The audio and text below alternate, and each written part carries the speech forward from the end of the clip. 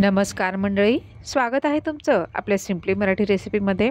तर इथे आता आपला पितृपक्ष संपतो आहे आणि त्या प्रित्यर्थ आज सर्व पितृ अमावस्येनिमित्त केलेली ही पितरांसाठीची स्पेशल थाळी आहे की ज्यामध्ये आहे कढी आहे, खीर आहे, 4 प्रकारच्या वेगवेगळ्या भाज्या आहेत, त्यामध्ये आहे उडदाचे वडे, त्यानंतर आळूच्या पानांची वडी आहे, मिरचींची भजी आहे।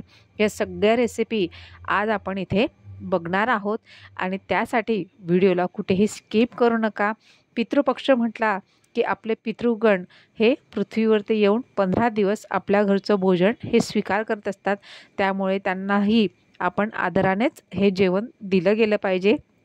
त्यामध्ये सगळ्यात पहिले मी ते गॅसपटा स्वच्छ धुवून पुसून घेतला, त्यानंतर पूजा करून घेतली। त्यानंतर इथे मी वरण तयार करून घेतलं होतं। वरणासाठी मी तुरीची डाळ स्वच्छ धुवून घेतली, त्यामध्ये हळद, मीठ आणि हिंग टाकून डाळ ही शिजायला लावून दिली। त्यानंतर इथे मी भेंडींची भाजी तयारी केली, त्यामध्ये मी कढईत तेल घेऊन जिरं, मोहरी, कढीपत्ता आणि इथे मी हिरवी मिरची, आलं, लसूण आणि कोथिंबीरचं वाटण हे तयार करून घेतलेलं होतं। आणि बऱ्याचशा भाजींची तयारी मी ही आदल्या रात्रीच करून घेतलेली होती, म्हणजे त्यांना धुवून पुसून वगैरे स्वच्छ हे रात्रीच मी कट करून घेतलं होतं। जसं भेंडी आहे, कारलं आहे, हे मी रात्रीच त्यांना कट करून फ्रीजमध्ये ठेवून दिलेलं होतं। त्यानंतर तुम्ही ते बघू शकता की आता ही जी भेंडी चिरलेली होती ती मी इथे टाकून घेतलेली आहे। भेंडीमध्ये आपण हिंग पण टाकायचं आहे, त्यामुळे पण ही भाजी खूप छान होते। आणि त्यानंतर इथे चवीनुसार मीठ टाकून घेतलेलं आहे आणि आता आपल्याला झाकण शिजवून याचा चिकटपणा जाईपर्यंत आपल्याला हे छान कुरकुरीत अशी भेंडीची भाजी आपल्याला तयार करून घ्यायची आहे। पितृपक्षामध्ये बऱ्याच जणांकडे वेगवेगळ्या पद्धतीच्या भाज्या या तयार होत असतात। आणि त्यानंतर इथे मी कारल्याची भाजी करणार आहे, तर तुम्ही बघू शकता अजिबात ही भाजी कडू लागत नाही।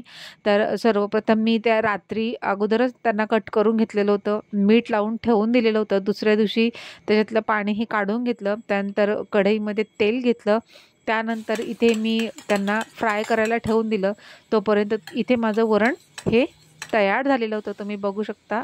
म्हणजे डाळ किती मऊसूत शिजलेली आहे आणि थोडं पाणी टाकून आता तुम्हाला कितपत कमी जास्त म्हणजे पातळ किंवा घट्ट असतं त्या पद्धतीने तुम्ही पाणी हे टाकू शकता। त्यानंतर त्याच कुकरमध्ये मी जवळपास 1 वाटीचा इकडे भात लावून दिलेला होता, कारण की हा पितरांचा स्वयंपाक भरपूर प्रमाणात असतो, त्यामुळे कंटिन्यू हा स्वयंपाक करावा लागत असतो। आणि त्यानंतर इथे आपले जे कारले होते ते सुद्धा छानपैकी फ्राय होत होते। इथे आता एका बाजूला भेंडींची भाजी शिजते आहे आणि एका बाजूला भातही होतो आहे। त्यानंतर तुम्ही ते बघू शकता की कारलेही बऱ्यापैकी आता आपले इकडे फ्राय झालेले आहेत। त्यानंतर कारल्यांना थोडं साईडला करायचं कढईतच आणि त्यानंतरच यामध्ये टाकून घ्यायचं आहे जिरं, त्यानंतर आहे हळद आहे, लाल तिखट आहे आणि चवीनुसार अतिशय थोडंसं मीठ आहे।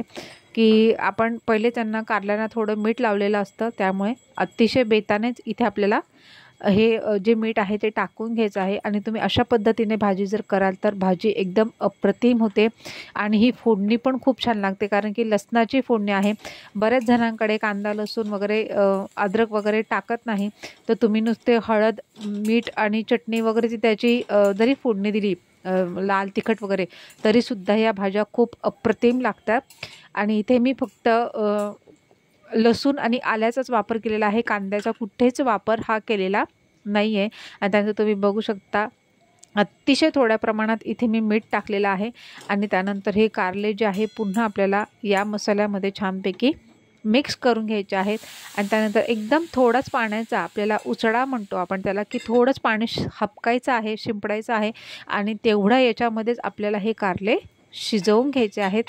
आणि तुम्ही बघू शकता इथे आपली कारल्याची अतिशय सुंदर अशी ही भाजी इथे बनून तयार आहे। तुम्हाला मी एक बघून दाखवते की हे कारले इथं शिजले गेलेले आहेत। आपली कारल्याची पण भाजी आता ऑलमोस्ट इथे तयार आहे।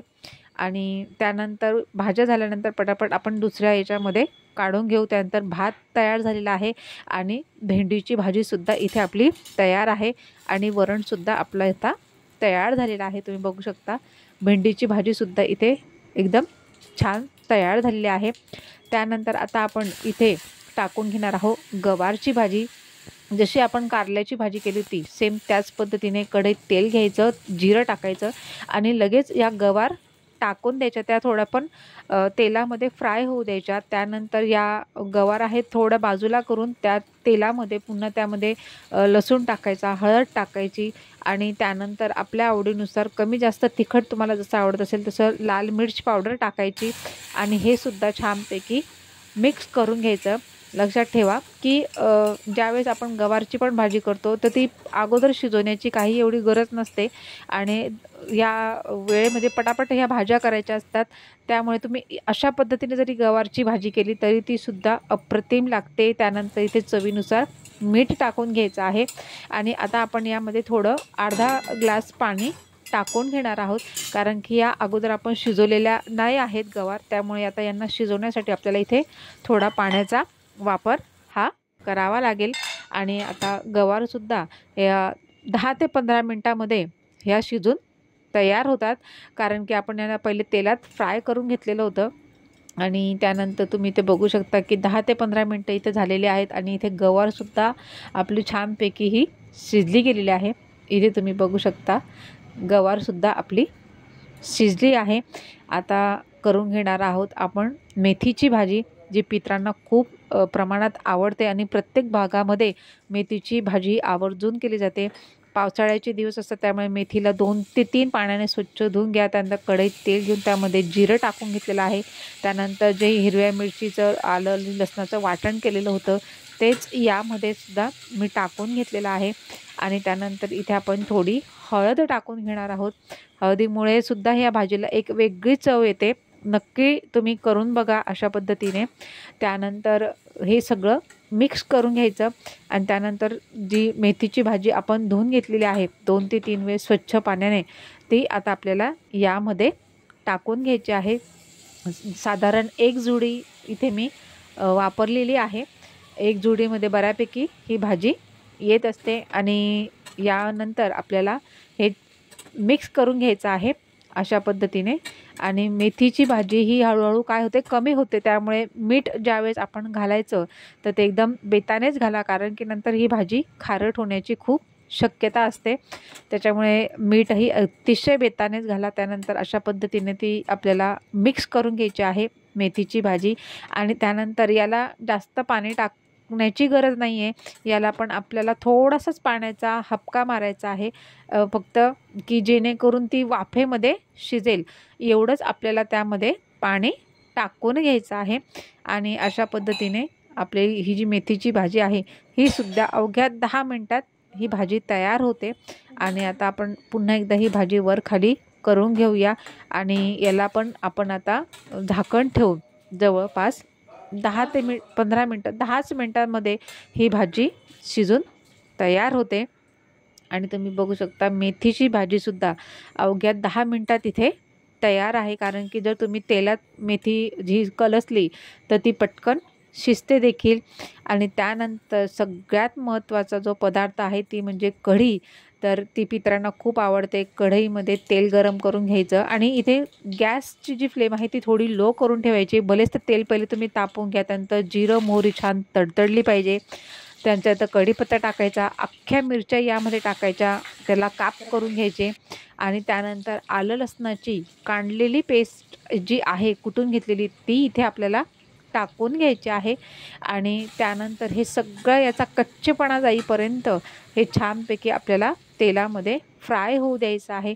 त्यानंतर इथे टाकून घ्यायची आहे हळद आहे, जवळपास अर्धा ते पाऊण चमचा इथे मी हळद टाकून घेतलेली आहे.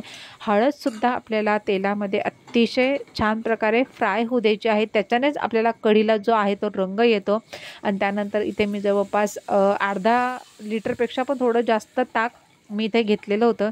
आणि ज्यावेळेस आपण ताक टाकणार आहोत त्यावेळेस गॅसची फ्लेम अतिशय लो करायची, नाहीतर बऱ्याच जणांची कढी ह्याच वेळेला फुटते, म्हणजे ती नासल्यासारखं दिसतं. त्यानंतर इथे मी जवळपास 3 मोठे चमचे जे होते पोहे खाण्याचे तिथे बेसनपीठ घेतलेलं आहे, त्याच्या पूर्ण गठळ्या मोडून टाकलेल्या आहेत. आणि हे जे बेसनपीठ आहे हे सुद्धा आपल्याला कढीमध्ये टाकून घ्यायचं आहे। ही कढीसुद्धा अतिशय झटपट होते आणि इथे चवीनुसार मी मीठ टाकून घेतलेलं आहे आणि त्यानंतर तुम्ही बघू शकता इथे आपली आता कढी जी आहे ती सुद्धा तयार आहे। फक्त कढीला जास्त उकळू देऊ नका, उकळल्यामुळे सुद्धा कढी ही फुटते। त्यानंतर पितरांना आवडणारा दुसरा पदार्थ ते म्हणजे आहे खीर, गोडाचा पदार्थ। त्यासाठी मी इथे एका कढईमध्ये जवळपास अर्ध्या पेल्याहून थोडं जास्त पाणी मी ठेवलेलं होतं। त्यानंतर चवीनुसार एकदम चिमूटभर मीठ टाकून घेतलेलं होतं। नंतर 1 चमचाभर इथे साजूक तूप टाकून घेतलेलं आहे आणि या इथे मी जवळपास अर्ध्या वाटीपेक्षा पण थोडी कमी मी तांदूळ जे होते ते भिजत घातलेले होते।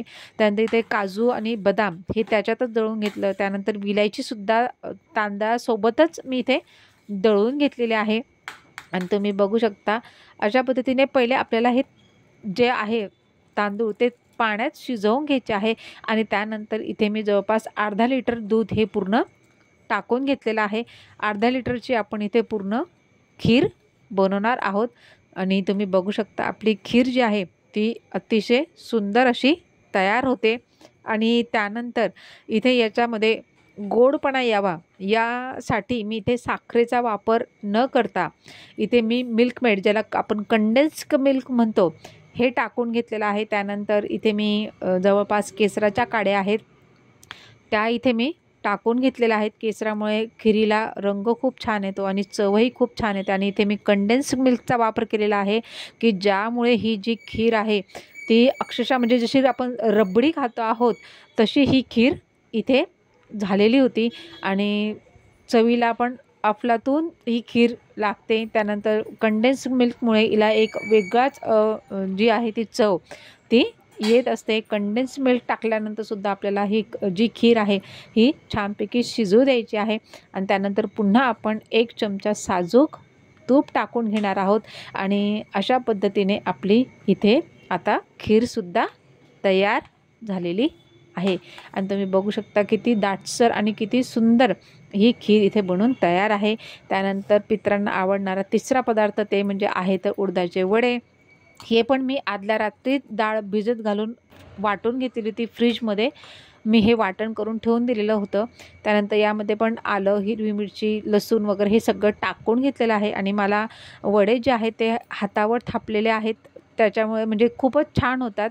ना कोणत्या भांड्याची गरज आहे ना काही, अशा पद्धतीने ते हातावरच थापायचे आणि ज्यावेळेस तेल छान गरम झालेलं असेल त्यावेळेस ते सोडायचे, ते आपोआप असे वरती येतात। यामध्ये कोणताही सोडा नाही किंवा कोणतं काहीच यामध्ये टाकलेलं नाही आहे की जेणेकरून ते फुलं असे वरती येतील। हे ॲटोमॅटिकली त्यांचे असे छानपैकी वर येतात कारण की रात्रभर हे पीठ छानपैकी मुरलं गेलेलं असतं आणि तुम्ही बघू शकता की इथे आपले वडेसुद्धा तयार झालेले आहेत आणि पितरांना हे वडे आवर्जून करतात। प्रत्येक भागात हे वडे केले जातात आणि इथे आपले आता वडेसुद्धा तयार आहेत आणि त्यानंतर मी आळूच्या पानांच्या वड्या पण केलेल्या होत्या। त्याची जर रेसिपी पाहिजे असेल तर आपल्या चॅनलवरती ती अवेलेबल आहे, तुम्ही तिकडे जाऊन बघू शकता। आणि त्यानंतर ज्या वड्या आहेत त्यासुद्धा अतिशय अशा छान वरती तरंगून छानपैकी त्या पण तळल्या गेलेल्या आहेत आणि इथे आपल्या ज्या आळूच्या वड्या आहेत त्यासुद्धा इथे छानपैकी आपल्याला सोनेरी रंग येईपर्यंत ह्या तळून घ्यायच्या आहेत। यामध्ये पण सगळेच मसाले टाकून चिंचगुळाचा कोळ टाकायचा, त्यामुळे अतिशय सुंदर या वड्या लागत असतात आळूच्या पानांच्या पण। आणि तुम्ही ते बघू शकता की आपल्या आळूच्या पानांच्या पण इथे वड्या तयार आहेत। त्यानंतर मिरचीची भजी होती, ते सुद्धा या पानांमध्ये आम्ही वाढलेल्या होत्या। अशा पद्धतीने हा पितरांचा स्वयंपाक अतिशय झटपट असा तयार झालेला आहे। त्यानंतर इथे मी वाढून घेतलेला आहे कढी तुम्ही बघू शकता किती सुंदर आणि दाटसर अशी छान पिवळसर अशी कढी इथे आपली बनून तयार आहे। त्यानंतर आहे अतिशय अशी रबडीसारखी दिसणारी इथे आहे खीर तर अप्रतिम, म्हणजे खिरीचा वास हा पूर्ण घरभर दरवळत होता, इतकी सुंदर ही खीर झालेली होती। त्यानंतर असतात इथे चपाती आहे पितरांना दिलेल्या, त्यानंतर वरण आहे, भात आहे आणि 4 भाज्या आहेत। त्यानंतर उडदाचे वडे आहे, त्यानंतर आळूच्या पानांच्या वड्या आहेत, आणि त्यानंतर मिरचीची भजी आहे, साधी भजी आहे. अशा पद्धतीने आज सगळं पितरांना भोजन देण्यात आलेलं होतं. त्यामुळे रेसिपी जर आवडली असेल तर चॅनलला नक्कीच लाईक करा, शेअर करा, कमेंट्स करा आणि व्हिडिओ बघितल्याबद्दल धन्यवाद.